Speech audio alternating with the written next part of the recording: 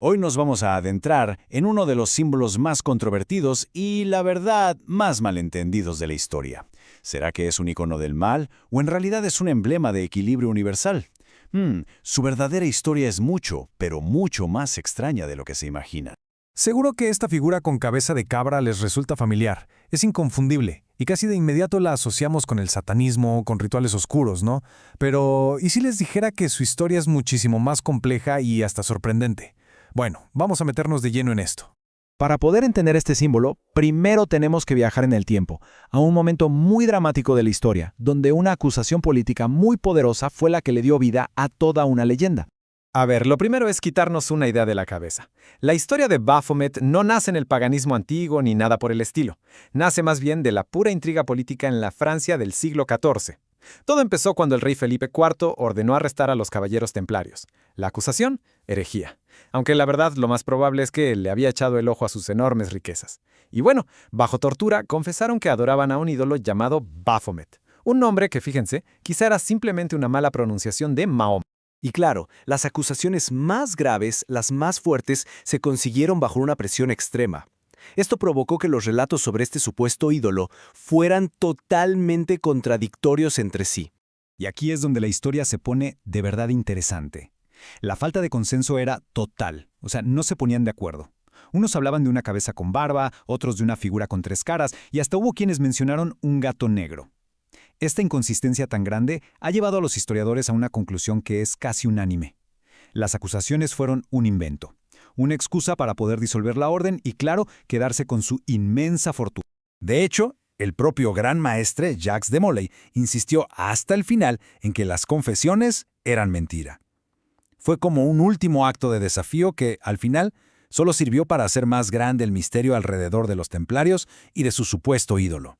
Por siglos, Baphomet fue solo eso, un nombre misterioso perdido en los archivos de un juicio medieval. Pero de repente, en el siglo XIX, un ocultista francés revivió ese nombre para darle una forma completamente nueva, y que además perduraría. Y este punto es crucial, de verdad. La imagen que todo mundo reconoce hoy, la icónica de Baphomet, no tiene ninguna conexión histórica directa con los templarios. Es una invención mucho más moderna. Estamos hablando de mediados del siglo XIX. Y este señor que vemos aquí es el responsable, Eliphas Levi.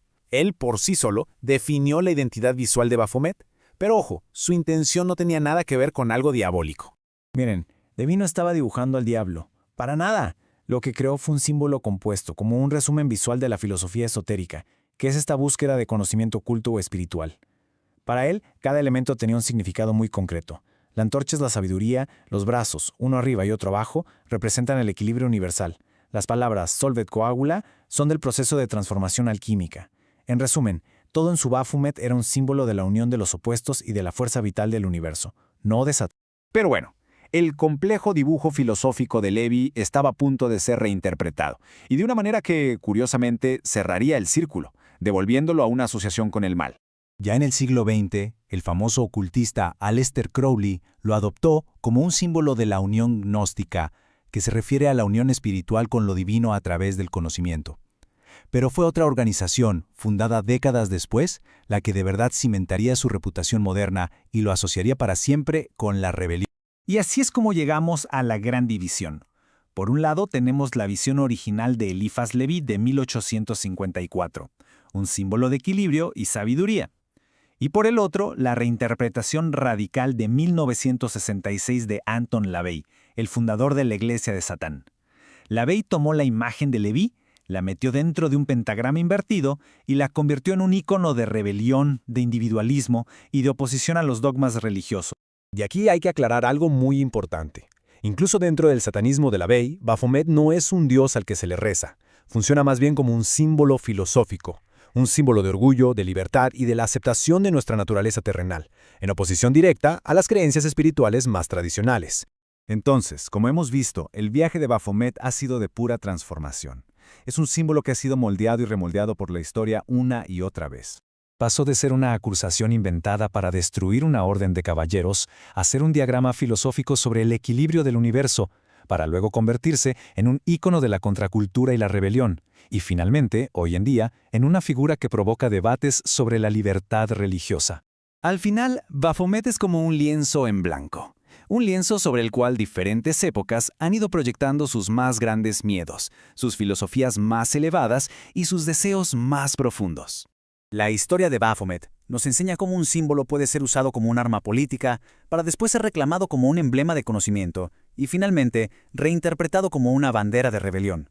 Y todo esto nos deja con una pregunta fundamental flotando en el aire. ¿De qué depende realmente el poder de un símbolo? ¿De su origen? ¿O de la interpretación que se le da?